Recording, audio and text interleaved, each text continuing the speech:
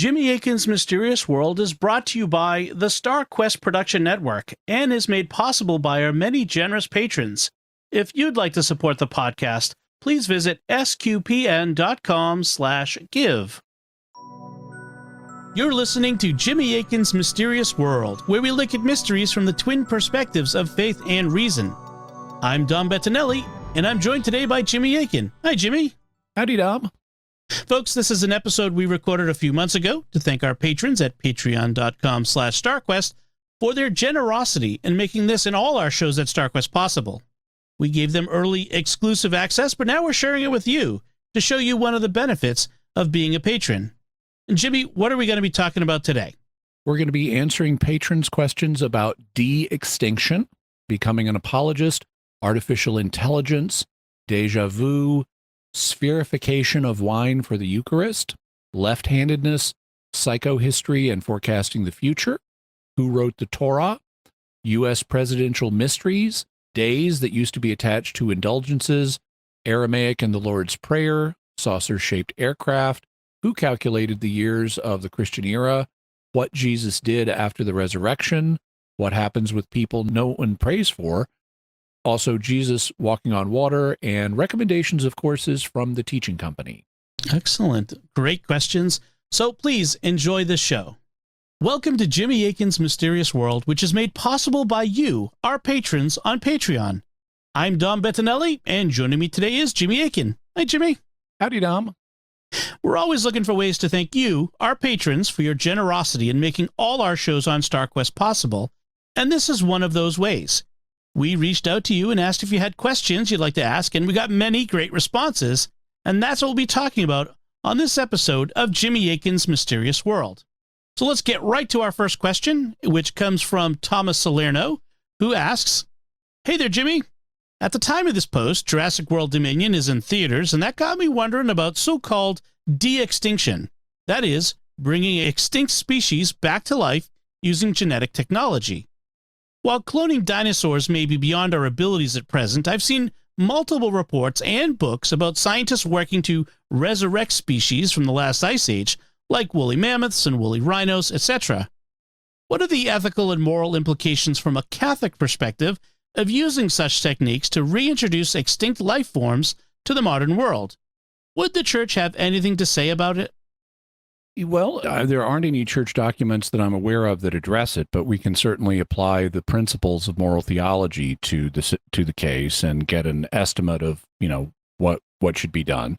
In principle, manipulating animal life in this way is okay because animals are not humans, and so they're within our power as a result of us having the image of God and being given care of the world by God. So if we chose to bring back a species that used to exist here on Earth, that would be legitimate in principle.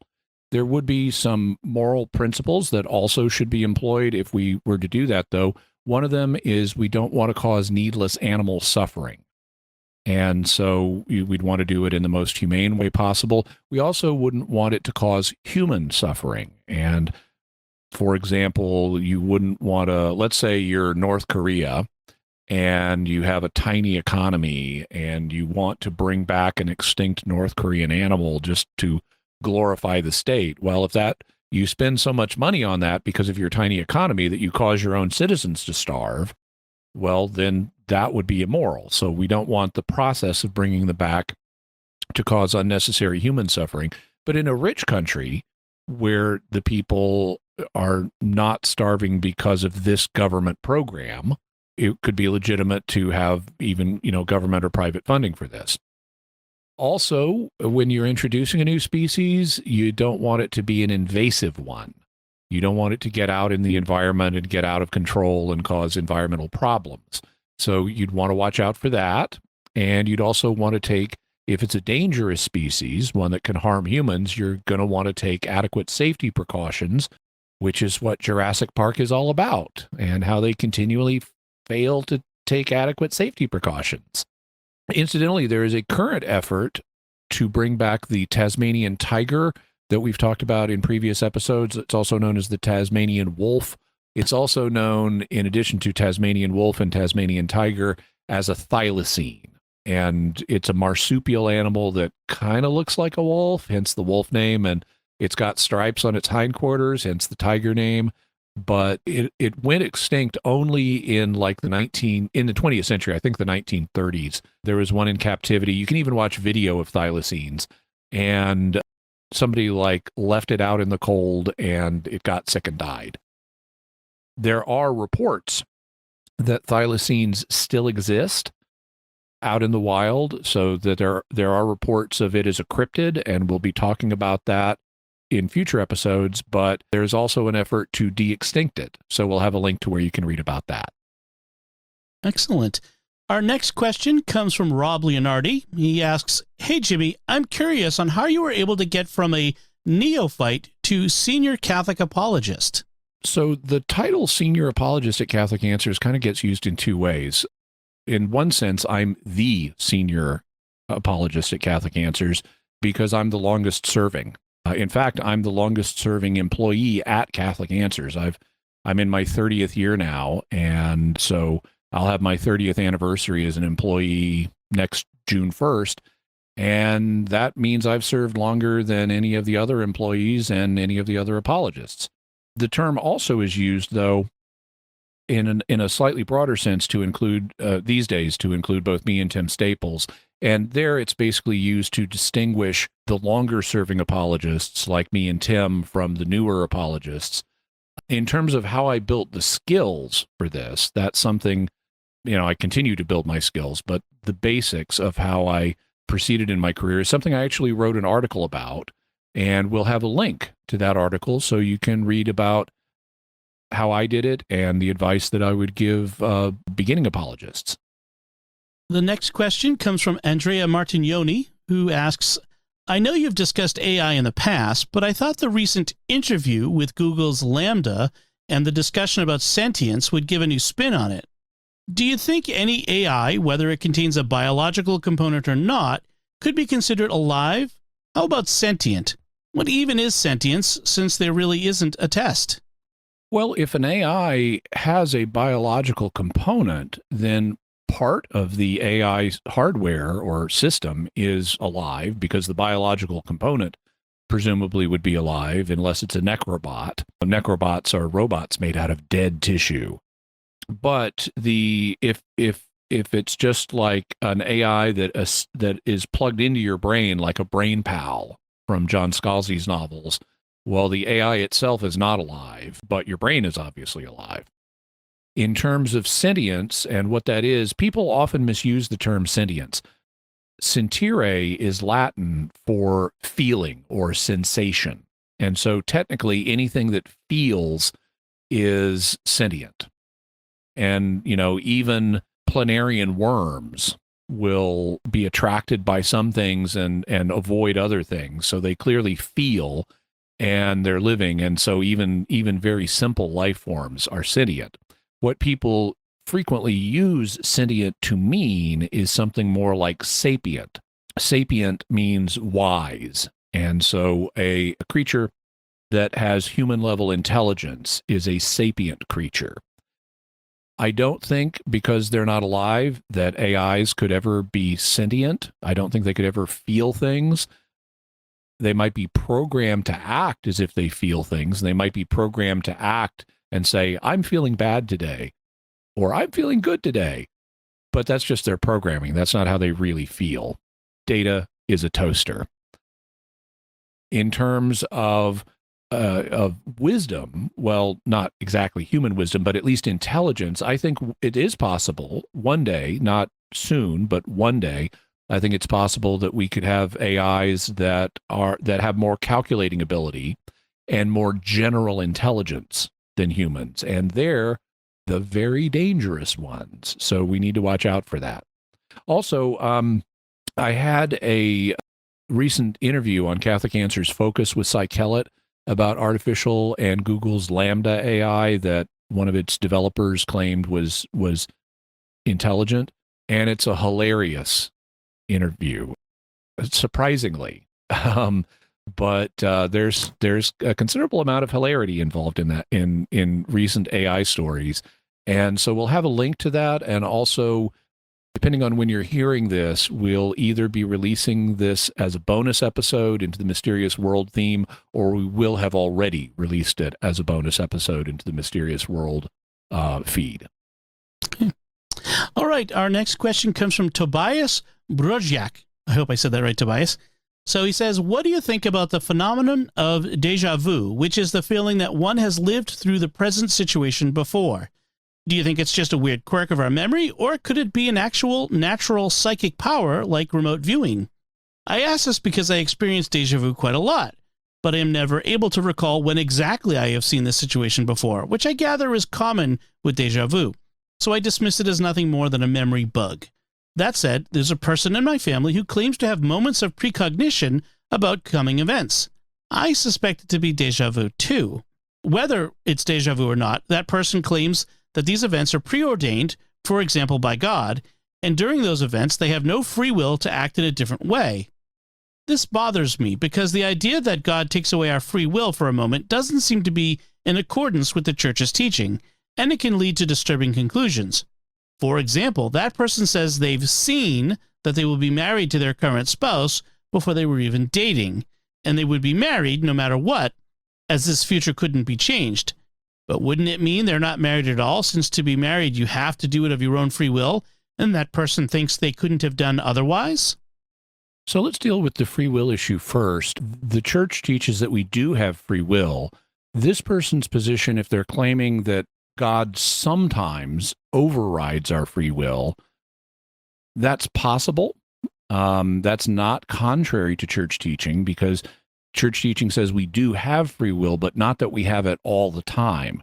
And there are natural things that you can do that deprive a person of free will, like, giving them, getting them drunk or giving them drugs or something will cause them to lose their faculty of free discernment, free moral discernment. And so even we can deprive people of free will temporarily or permanently. If you gave someone a brain injury, that permanently deprived them of their faculties.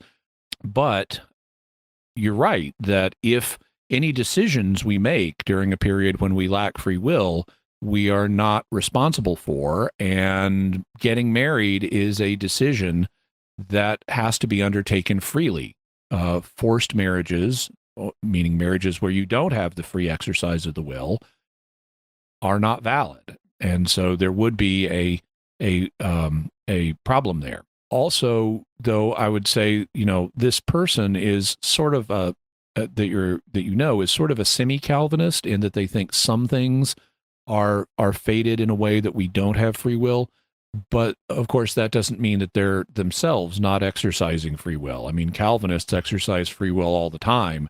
They just don't believe they have it. Now, in terms of déjà vu, my suspicion is that déjà vu is probably more than one thing. I don't think there's likely a single explanation for it. One explanation would be a kind of wetware quirk where, your brain actually processes sensory information not all at the same time. When the sensory information comes in, it divides it up and sends it to different modules in the brain, different areas of the brain for processing. And then once they process it, it reintegrates it all together.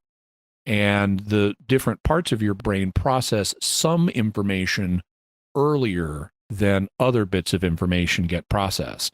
And so, like, for example, the color recognition faculty in our brains recognizes what colors we're seeing before the faculty that recognizes people tells us what person we're seeing.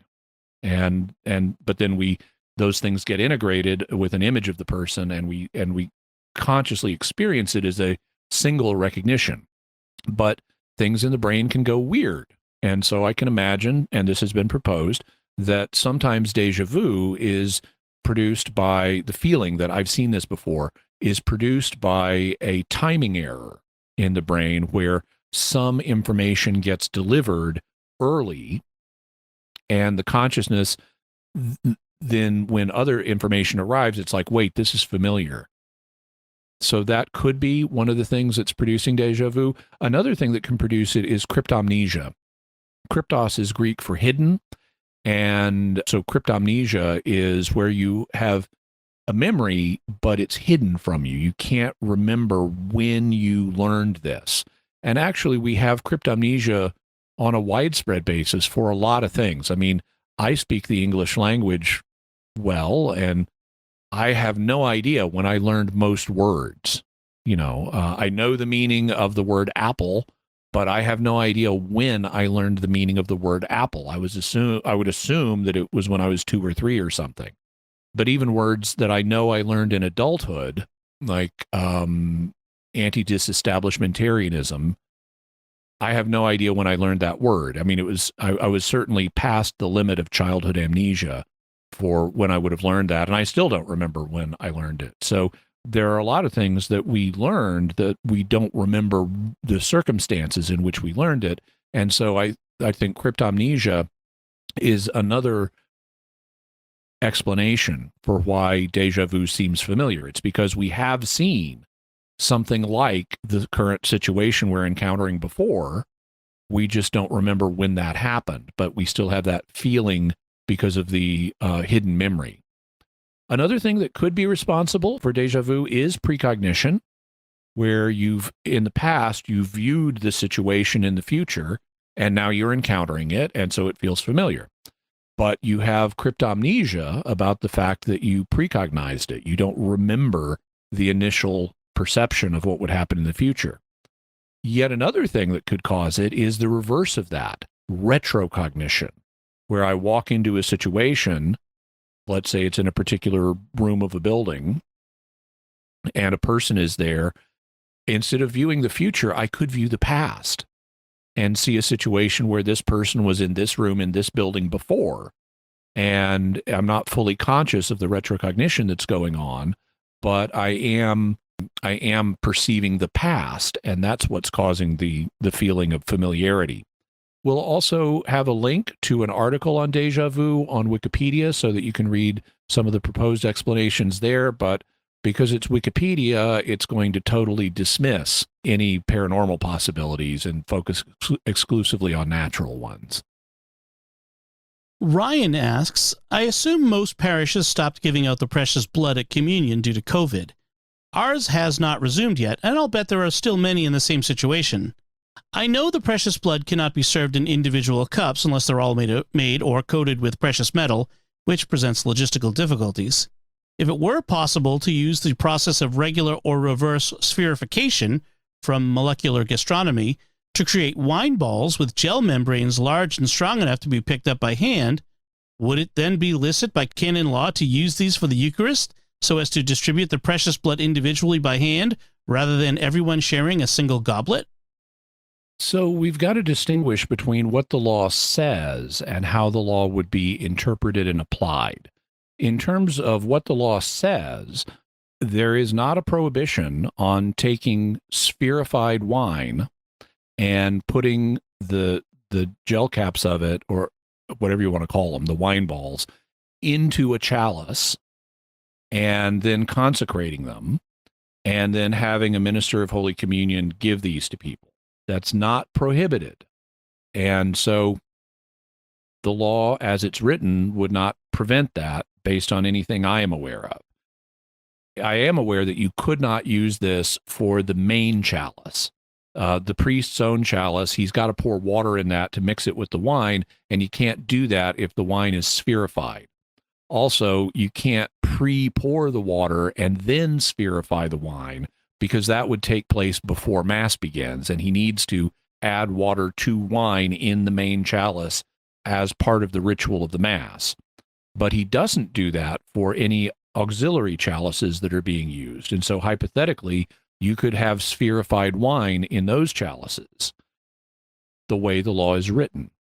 But that's different than how would the law be interpreted and applied.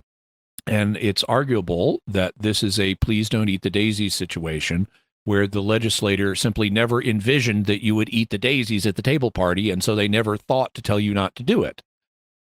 So I could imagine the Vatican saying, whoa, no spherified wine. That's not what we mean when we talk about putting wine in chalices and consecrating it. So I could imagine a ruling coming from the congregation for the dicastery for the discipline of the sacraments saying, nix on this, it's not allowed. What would then happen if we have a permanent presence in a microgravity environment with Catholics there? Like, let's say we've got a space station and it doesn't have rotational gravity. What would happen with spherified wine there? They might get an exception to use it or something. But that's what I can tell you. Okay. So our next question comes from Jeffrey Wills, who asks, I grew up hearing stories and anecdotes about the church being harsh with left-handedness, and there being various teachings about it being associated with the demonic. The stories often came from older generations and was posed as a superstition that was bled off in time. But I've never encountered any documentation of these sorts of teachings or beliefs within the church. Did these teachings exist? Were they just common beliefs projected on church teaching from the lowest levels? Or were there more valid church teachings at the heart of it? I'm not aware of any church teachings, meaning teaching documents that the church has released that say anything bad about left-handedness. I know that because of the culture, in ancient Rome, left-handedness was regarded as a undesirable thing and as a kind of sinister thing. In fact, that's where we get the word sinister. It's from left-handed. It's from the term for the left hand. But that was a cultural matter. And so I'm sure that there's been anti-left hand prejudice on the part of many Catholics, just like many non-Catholics through history, just because it's part of the surrounding culture. I'm not aware of any church teachings that deal with that, though, and certainly any such teachings that may have existed at one time have long since lapsed.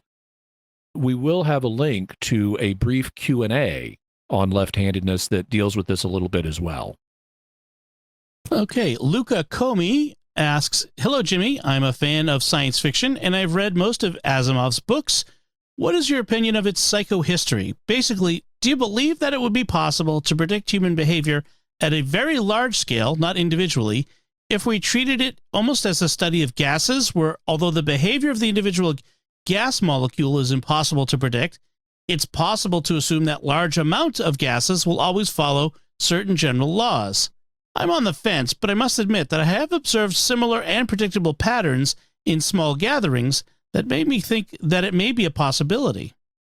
Well, I think that it's possible to a degree to predict large-scale future movements. So, to give a simple example, the United States has what's known as a first-past-the-post electoral system. So the person who gets either the majority or the plurality of the votes wins. What we don't have is the kind of democracy that you have in some countries where each party gets a number of representatives that are equal to the proportion of the vote that they got. So like in some countries, if 49% of the people vote for party A, then 49% of the representatives get to belong to party A. On the other hand, here in the United States, if 49% of the people vote for the candidate from party A and 51% of the people vote for the candidate from party B, then the candidate from party B wins. And if 49% of everybody voted for party A and 51% of everybody voted for party B would get all of the seats and party A would get none of the seats. And that first past the post procedure means that it strongly favors a two-party system because you need to build alliances. Getting past that 50% mark is, at least all things being equal, that's crucial. And the easiest way to get 50% or more is if you're part of a big alliance. And that means that U.S. history has been dominated by two parties. Now, what those parties are have changed over time. We no longer, for example, have the Whig Party, but we do have a political system that favors there being two dominant parties.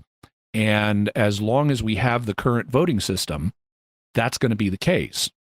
Well, so what then happens when you have a genuine democracy, and as long as it continues to be a genuine democracy, What happens if you're the losing party?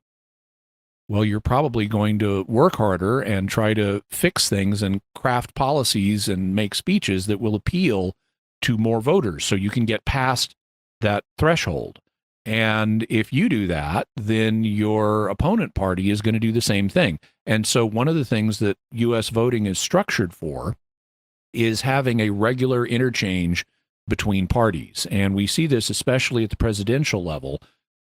Now, these days, we have term limits that say no individual can be elected president more than twice.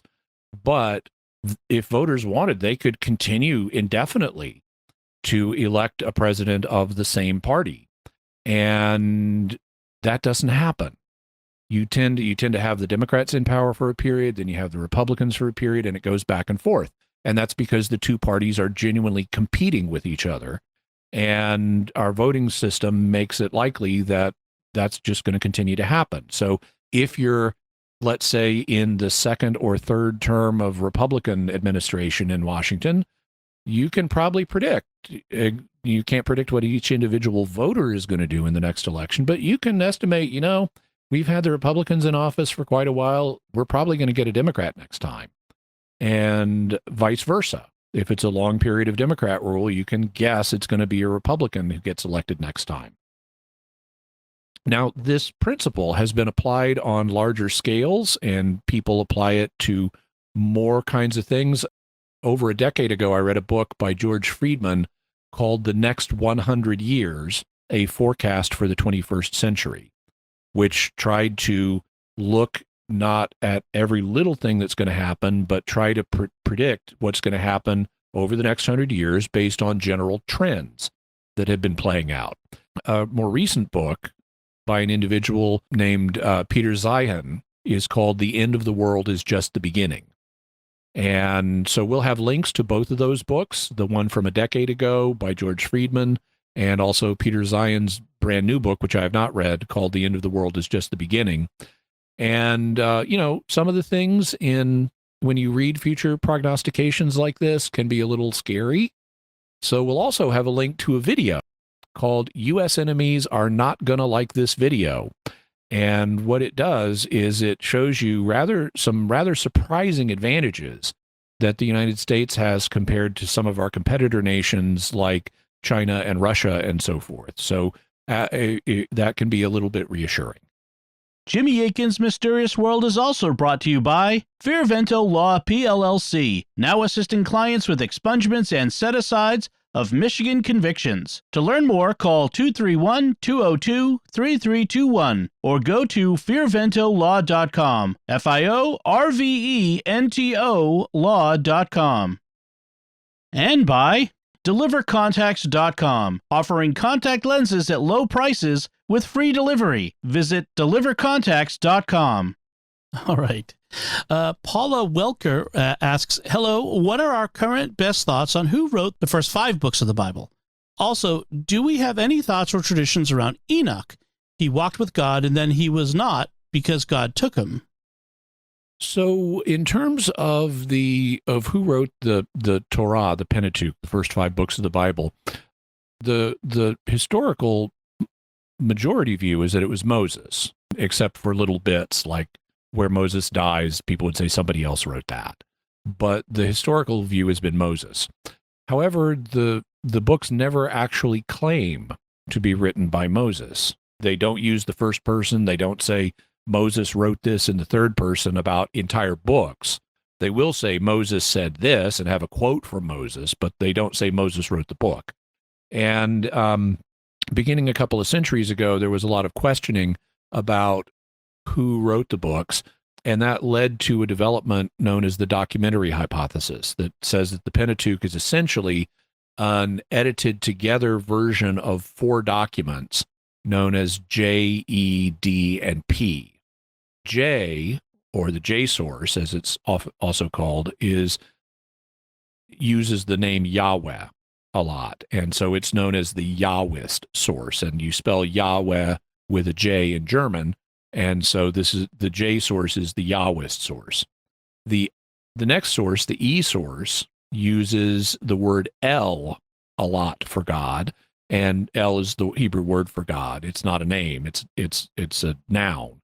And so this source that uses El is called the Elohist source. Then the book of Deuteronomy was thought to be largely written by a single individual, and so it's called the Deuteronomistic source. And then there's some additional passages in the Pentateuch that seem to reflect the priestly views that you would find at the temple, and so people referred to this as the priestly source. Well, JEDP was very common in 20th century scholarship, but it started to fall on hard times. And these days, there's no single consensus about who wrote the Pentateuch. You will have some individuals who are very traditional that will say Moses wrote it. You will have other people who will say it's these anonymous sources, JEDP. You'll have some who will accept like the J source and the P source, but not the E source. So there are variations there. My personal view is that it was likely written around 1000 BC, which is between when Moses would have written it. He would have written it around 1200 BC, it's between that and when the JEDP sources are thought to have originated. So I think it's kind of in the middle. I think it's around 1000 BC at the time of King David and King Solomon. And so I would suppose it was written or edited together from earlier sources by a court historian at this point in time during the reigns of David or Solomon. Okay. And then our next question. Sorry. Enochian literature. Yeah, right. So there is extensive extra-biblical Enochian literature. The most famous book is called First Enoch. Parts of it certainly were written a century or two before Christ. Some of it may have been written in the first century. There are also two later works known as Second Enoch and Third Enoch that were written during the Christian period, and Enoch shows up in Jewish folklore and other places. So there's actually quite a lot of Enochian literature. And if you want to check that out, a good starting point would be the book of First Enoch. Tim Lucchesi asks, Jimmy, if you were elected president of the United States, dun, dun, dun, dun, dun, what are the first three mysteries that you would ask to see if they had secret files on? It's tricky. There are so many mysteries. I'd love to know whatever the government knows about them. But if there were three, ones that occur to me off the top of my head, obviously UFO UAPs. I'd like to know what we know about that. I also know that there were psychic spy, and actually have been psychic, even subsequently, according to some of the evidence, there are psychic spying programs that we've had other than Stargate. And so I'd like to learn about these other psychic spying programs that haven't been fully declassified. And then if I'm president, I'm probably concerned with presidential assassinations. So I'd like to see the files they have on those, like what really happened to Lincoln and to JFK and to the others who were assassinated, because not all of those files are declassified at this point. I remember President Obama saying something about he asked for files on UAPs and didn't get any or something along those lines. Clinton said things like that. Oh, okay. Clinton. Yeah. Okay. All right. Our next question comes from Rob Leonardi, who says, what was the understanding of indulgences giving specific time off of purgatory, i.e. saying so-and-so prayer gets you 50 years off purgatory? And what changed to make the Catholic Church stop promoting indulgences in that way? Was this a change in Catholic Church teaching? It wasn't a change in church teaching. It was a change in church discipline. So the story on what the days and years that used to be attached to indulgences is explained in an article on indulgences in the Catholic Encyclopedia, which we'll have a link to. And it explained it this way. It said, a partial indulgence commutes only a certain portion of the penalty, and this portion is determined in accordance with the penitential discipline of the early church. To say that an indulgence of so many days or years is granted means that it cancels an amount of purgatorial punishment equivalent to what would have been remitted in the sight of God by the performance of so many days or years of ancient canonical penance. Here, evidently, the author of the article says, the reckoning makes no claim to absolute exactness. It has only relative value. So to give an example, back in the day in the early church, they had books called penitentials that said if a person has done this, then they need to do penance for this much time. And then after they've done that penance, you can readmit them to the church and they can receive communion and so forth. While they were doing their penance, they were still supposed to go to church, but they wouldn't get to sit with everybody else and they wouldn't get to take communion. They would like sit with people who are not yet Christians or something like that, and they wouldn't go up at communion time. So, for example, let's say you had an abortion, and one of the penalties that I know was used in some circles in the early church was 10 years of penance for consciously having an abortion after you become Christian. And so for 10 years, you would be expected to stay with the people who at Mass who are not fully Christian or who are otherwise doing penance like you are. And then after the 10 years, you'd be formally reconciled with the church, and then you could take communion again. Now, that's all changed. We don't do the sacrament of penance that way anymore. And now you get absolved immediately before you even do your penance, and the penances are much milder. But the idea with the purgatorial days was, okay, if you have an indulgence that is for 10 years, what that means is that you will get not 10 years, not out of purgatory 10 years earlier, but you'll get a remission of what you've got to deal with in purgatory that's equivalent to what 10 years of penance would have been on earth in the early church. Now, that's the concept. It was very confusing for people. And it seemed kind of arbitrary in some ways. Why would this get this many days and this would get more? And so in the 1960s, there was a revision of the church's governing documents on indulgences. And in 1967, Paul VI released a document called Indulgentarium Doctrina, which was a teaching document on the doctrine of indulgences as it's understood today. We'll have a link to it, by the way. But it also contained new norms for the administration of indulgences. And norm number 4 said this: a partial indulgence, so this is the kind that used to have days and years attached, a partial indulgence will henceforth be designated only with the words partial indulgence, without any determination of days or years. So that abrogated the old days and years assignments. So what do they represent now? That's expressed in norm number 5. In norm number 5 says, the faithful who, at least with a contrite heart, perform an action to which a partial indulgence is attached, obtain, so here's what they get, in addition to the remission of temporal punishment acquired by the action itself, an equal remission of punishment through the intervention of the church. So the way partial indulgences work now, you do some good action because you want to signify that you repent of your sins and you want to please God, and God looks on your action and says, okay, you've been learning your lesson. You won't have some consequences that you would otherwise have because, you know, you're learning your lesson. You deserve to be rewarded for that. So you won't experience as much of the consequences as you otherwise would have. And the church intervenes with the power of the keys in a partial indulgence to give you an equal proportion to that. So now, if you take any partial indulgence, whether it's big or small, and you really take it to heart, then you will get that same amount of intervention by the church.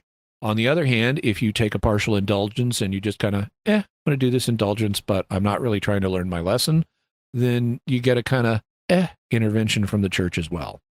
When I was a kid, we had the big Bettinelli Family Bible had a list of indulgences as days and years in it. And I remember obsessively going through it at times, trying to work off days, months, and years of purgatory. and that was something, you know, that the church didn't want people being scrupulous about. And because that's one of the things that the motive of assigning the days and years was a good motive, trying to give people an encouragement to grow closer to God. But It also ended up being confusing, especially after people were no longer familiar with the penitential system of the early church. And in some individuals, it could encourage a kind of scrupulosity. So in the 60s, they said, let's just cut through all that. Yeah. Okay, the next question comes from Paul Binner, who asks, any thoughts on the Aramaic or Hebrew word Jesus used in the Lord's Prayer, which was translated into the Greek word epiousion? The word is mysterious enough to do something on, but I'm recently even more fascinated by what actual word Jesus spoke and in what language. Okay, so this is something that if you study Greek, you'll be aware of. In the Lord's Prayer, we have the line about give us this day our daily bread. And that's how it's translated in English, but there's actually a big dispute about how should we render this, because in Greek, the word that gets translated daily is epiousion, or epiousios to give the dictionary form. And we're not sure what this word means, because it appears it was coined by the writers of the Gospels. It is not a word that appears in prior Greek literature, and we have early Christian writers commenting on this, like Origen from the early 200s, saying, yeah, nobody uses this word. I mean, educated Greeks don't use this word, and common Greeks don't use this word. This seems to have been made up by the evangelists. And so that's led to a whole bunch of scholarly discussion about, well, what does this mean? And daily is a possible meaning for it. It can mean other things as well. In terms of Paul's question, what would Jesus have said in Aramaic or Hebrew? We do have an insight on that. Jerome, so the church father St. Jerome, read an Aramaic gospel called the Gospel of the Nazarenes. And because this was an Aramaic gospel, it was written in the original language that Jesus and his disciples would have spoken. And that's no guarantee that it's historically accurate, but the Lord's Prayer would have been passed down in Aramaic in the Aramaic Jewish-speaking Christian community. And so even though the Gospel of the Nazarenes is later work, whenever they used it, whoever wrote it would have used the Aramaic version of the Lord's Prayer that was traditional in their community. And so even though it's not certain, the Aramaic that Jerome reports for this word has a good chance of being true. It's not certain, but there's a good chance that the word Jerome saw in the Lord's Prayer in this Aramaic gospel was the original Aramaic word. And that word was mahar. Mahar means tomorrow. And so and this is also one of the suggested translations for epiousion. But the overall sense of the petition in the Lord's Prayer thus would be, give us today our bread for tomorrow. So we're asking God to help us have enough food that we're going day to day, but we're hoping to get today what we're going to need for tomorrow. Okay. Our next question comes from G. Ray. Hey, Jimmy, ever since the Kenneth Arnold episode, I've disregarded stories about flying saucers since they were a misreport by news reporters. Ever since, it's made me wonder, is there anything about a saucer-shaped craft that is significant for space travel or even terrestrial air travel? Thanks. Well, outer space is almost a pure vacuum, and so there's not any particular shape that will make it easier to fly through space than another shape. It's really, that more becomes a concern when you're in an atmosphere. And I have been aware of people designing airplanes who have thought that there could be an advantage to having a circular, what's known as a circular wing.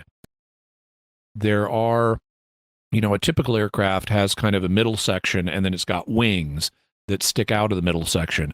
There's another kind known as a flying wing aircraft, where the whole aircraft is like one big wing. And they tend to have like boomerang shapes or triangular shapes for the overall aircraft. But then there have been people who have proposed there could be a benefit to having a circular wing, which would essentially be a flying saucer-shaped aircraft. Thus far, these craft, they've prototyped them, but thus far they haven't had a lot of success with them. A famous example is one known as the Avro car. which has inspired various UFO legends, but the Avro car is just a human-made circular wing aircraft. We'll have a link to an article on circular wing aircraft so you can read more about all that. Carolyn Stem asks, I've been wondering for a while about when the year 1 AD would have been placed and people would have started counting the years. Okay, so the guy who made the calculation was a monk who was in Rome. His name was Dionysius Exiguus, which you could translate as Dennis the Short, also possibly Dennis the Young. But he apparently was not impressive in his physical stature or age. He did a calculation trying to determine, because every year, you have like holy days like Easter and stuff, and you need to calculate these in various ways, and you need to have chronological tables and stuff. And he was working on that, and the Roman system was based on the reign of the Emperor Domitian, who persecuted Christians. And he didn't like that. So he said, let's ditch this persecuting Roman emperor calculations and base it on our real Lord, Jesus Christ. And so he tried to calculate when Jesus would have been born. And his calculation, which he did, this is around the year 525 AD. So this is into the 6th Christian century. But he compiled historical records and put all the data together and concluded that Jesus would have been born in 1 BC. Now there is no year 0 on this timeline because they didn't have the number 0 yet in the West. So we jump from 1 before Christ to AD 1, or the first year of our Lord. And so the idea, based on the December 25th traditional date for Jesus' birth, is that Jesus was born at the end of 1 BC, and then 1 AD is his first year of life, or the year of our Lord 1. And there is no 0 year because nobody has a 0th year of life. It's either before our birth or it's a year of our life. There is no 0. And so that's the story of how we got the current epoch, to use its technical term. This way of reckoning years is known as an epoch. And that's how we got it. It was Dennis the Short in 525. All right. Charlene asks, the Bible tells us of different times that Jesus appeared to his disciples after his resurrection. Are there any other writings or pious beliefs that tell us what else Jesus did after his resurrection and before he ascended into heaven? Did he stay with the Blessed Mother? Appear to other people throughout the world? Thanks so much. I especially enjoy your discussions about religious topics. Thank you so much, Charlene. This is a subject that lots of Christians have been curious about. Christians always want to know more about what did Jesus do in this period of his life that we really don't know much about. And so starting in the early church, they started writing books to try to fill in those details. So we have, for example, the Infancy Gospel of James, also known as the Proto-Evangelium of James, and the Infancy Gospel of Thomas, to tell us about the events that led up to Jesus' birth and more about his life as a child. We have the same thing at the end of his life. And there are a variety of early documents that record things that Jesus allegedly did during the 40 days before he ascended back to heaven. One of these documents is known as the Gospel of Mary, in which, after the resurrection but before the ascension, Jesus has an extended conversation with a woman named Mary. Unfortunately, the text is fragmentary, so it's not 100% clear which Mary we're talking about, but it's probably Mary Magdalene. The difficulty with this literature is that it all was written in the 2nd, 3rd, 4th, 5th, and later centuries, so it's not historically reliable. Even worse, a lot of it's written by Gnostics. The Gnostics were a group of heretics who had a blending of Christian beliefs with non-Christian beliefs, and they would put it on the lips of Jesus and say, yeah, this is what Jesus secretly taught during that 40 days. And so you really got to be careful with this stuff. It has historical value for scholars, but it doesn't really make for great devotional reading. Okay. Joe Truzos asks, Jimmy's episode on praying for people in history got me wondering about the efficacy of prayer. Specifically, there's lots of people in history or living today that no one prays for, but many people will pray for popular people. I know God loves everyone the same, whether someone is praying for them or not. It makes me wonder if praying has more to do with the person praying than it does the one we're praying for. I'm curious what Jimmy might think about that. Well, you're right. God has compassion on everybody, and he loves everybody. And you're also right. Prayer is for us. It is not for God. God, as Jesus points out, knows what you need before you even ask. So the whole purpose of prayer is not to tell God information. It's to help us remember God and relate to God and think about God and love God. And that's all. And it's really the reason behind prayer is twofold. I mean, one, so what are the two great commandments? Love of God and love of neighbor. Well, by God saying, I'll reward you with certain things if you ask, and thus that's praying, God encourages us to think about him and to recognize him as the source of the good things we have so that we learn to love God. So prayer promotes love of God. Also, God has determined to reward people when they pray for each other. And so that encourages us to ask our neighbors for prayer and to pray for our neighbors, and that encourages the love of man.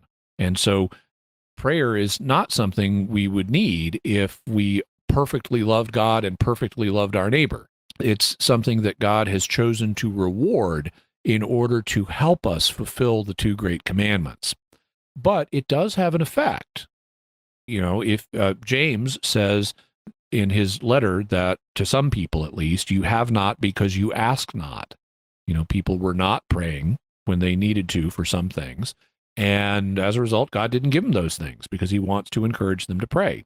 In the same way, if something is a blessing that God has determined he will give if a certain group of people collectively pray and they don't, then the blessing will not be given. But God loves everybody, and so everybody who dies in God's friendship is going to go to heaven, whether someone prays for them or not. And also the church prays for everybody. It prays for the whole of humanity. So the church's own liturgy involves prayer for humanity, and many individual people do as well. I've mentioned the so-called cosmic prayer that I do, where I pray for everybody in all times and worlds. And so there are people praying for you no matter who you are or when you are. Rob Leonardi asks, when Jesus walked on water, was it more like a conveyor belt or more like a trampoline? Would Jesus have gotten wet from sea spray, or would he have been completely hydrophobic? We really don't know because we're not given the details. We're told that he walked on the water, but we're not really told about what the dynamics of that were like. And so artists and filmmakers have envisioned it a bunch of different ways. I would suspect, I mean, we can only speculate here, but I would suspect that in terms of would his clothing have been completely hydrophobic? Probably not. That would be a second miracle that is not mentioned in the text. So God, when he does miracles, he tends to insert them into history and then let natural law take over. You know, when wine turns into the precious blood of Christ, it doesn't start floating. You know, gravity holds it in place. So I would suspect, you know, given what the waves were doing, that he would have gotten his clothing wet. But exactly what it was like for his feet, I don't know that I'd say either really conveyor belt or trampoline, because a trampoline, I mean, it might be like a trampoline. A trampoline's a kind of springy surface that you can walk on, but it may have been like a solidification, which not like a conveyor belt, which is a solid thing that pulls you forward. Because it says he walked, I assume it wasn't pulling him forward, although they do have those conveyor belts in airports that you can walk on. But I would suspect it might have been like a trampoline. It might have been like a flat surface. The thing that I wonder about is how violent was the motion of the waves at this time? Because if it's violent enough, it could be really hard to walk on. So I'm not sure, but all we're told is that he did walk on it. Tim Lucchese says, I just finished Bob Breyer's course on ancient Egypt, and you weren't kidding. It's phenomenal. I wrote Dr. Breyer to tell him about Mysterious World. Are there any other In the Great Courses series that you'd recommend? Well, Bob Breyer is he's an extraordinarily gifted teacher. And so in terms of delivery, is the best delivery I've ever heard on the teaching courses. He does have a couple of additional courses. He's got one on the Great Pharaohs, which is, I think it may actually just be selected episodes from his overall 48-part course. And he has another one, I believe, on hieroglyphs.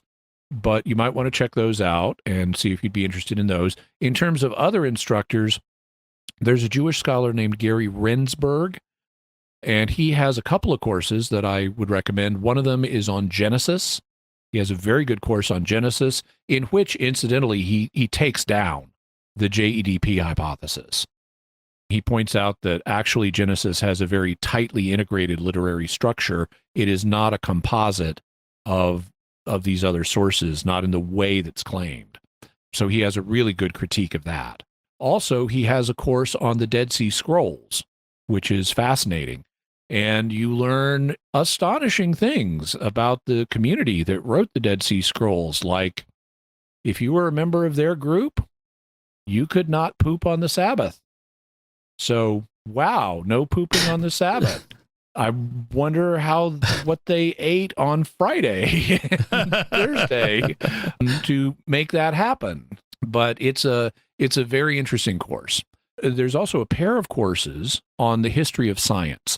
The first one is History of Science, Antiquity to 1700, and the second is History of Science, 1700 to 1900. And they're both good. I especially love the Antiquity to 1700s course. I will, if I'm laying in bed in the middle of the night, and because I tend to sometimes have biphasic sleep, I need an audiobook to listen to, and I'll tell Alexa to put on History of Science, Antiquity to 1700 if I can't think of anything else. It's fascinating. The instructor for it has a robust grasp of the compatibility of religion and science, and how religious individuals drove the study science, or natural philosophy as it was called at the time, for centuries. And so it's a very religion-friendly course, and it's very informative, and it's just fascinating to learn about the scientific ideas that people had in that period in history. One other course I'll recommend is called Ancient Astronomy, and I recommend it. It's fascinating, but I also have to give a caution. The instructor has an episode on, and frequently I'll catch instructors in these courses making minor mistakes, but the instructor has an episode on the Star of Bethlehem, and he is completely wrong. He's advocating a theory that was produced by an astronomer named Michael Molnar. It is a common theory, and it's completely wrong. So with the exception of that episode, I would recommend it as a very interesting series to take. If I could offer one as well, I really enjoyed John McWhorter's on languages. Oh, yeah, John McWhorter is great. He's really good as an instructor. Yeah, he's fantastic. We hope you've enjoyed this Patrons Question show. Jimmy Akin's Mysterious World is only possible because of the generosity of our patrons on Patreon. If you'd like to support Jimmy Akin's Mysterious World and have your questions answered on future shows for patrons, please go to sqpn.com/give.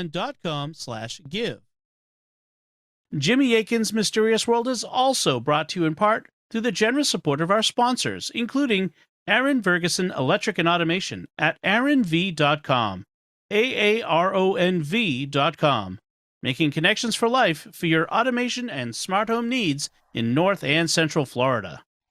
And by Catechism Class, a dynamic weekly podcast journey through the Catechism of the Catholic Church by Greg and Jennifer Willits. It's the best book club, coffee talk, and faith study group all rolled into one. Find it in any podcast directory.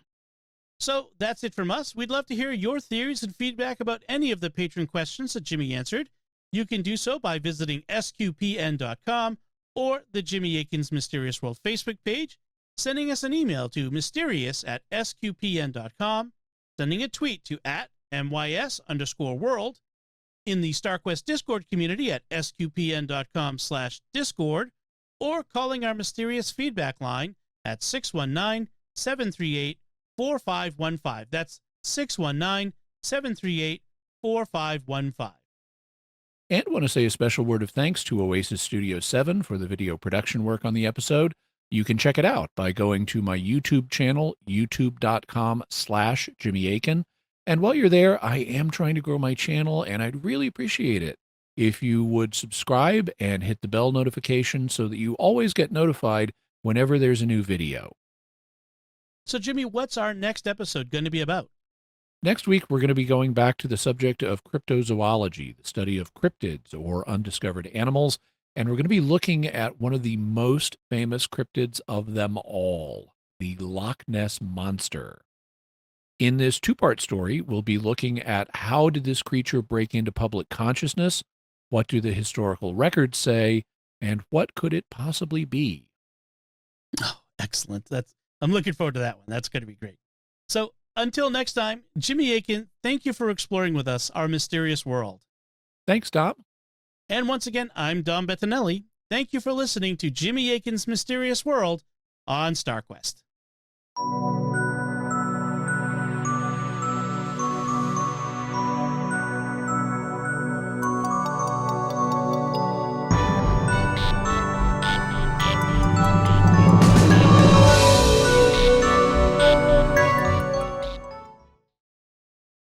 Howdy, folks. This is Jimmy Akin with a special message as we approach the Christmas season. This past year, the StarQuest Network has continued to expand our mission of exploring the intersection of faith and pop culture through our many entertaining and informative programs. Here on Mysterious World, we've continued to expand our video audience on YouTube with shows that provide extra content and context for our discussion of the mysteries, as well as more interviews with experts and bonus content that goes beyond our weekly episodes. We want to continue improving the show and keep reaching even more people while providing you with the fascinating mysteries that you enjoy every week. That's why it's very important that we hear from you this Advent and Christmas, the time when nonprofits receive most of their support for the year. If you're already a supporter of StarQuest, we thank you and ask you to prayerfully consider increasing your support at this time. If you're not yet a supporter, please become one now. Every gift counts. Could you give $15 a month or even just $10 a month? Whatever level of support you can offer, please show your support for StarQuest this Christmas, and remember that your gifts are tax deductible. Just go to sqpn.com/give. That's sqpn.com/give. May God bless you this Advent, and may you have a blessed Christmas season. Thank you.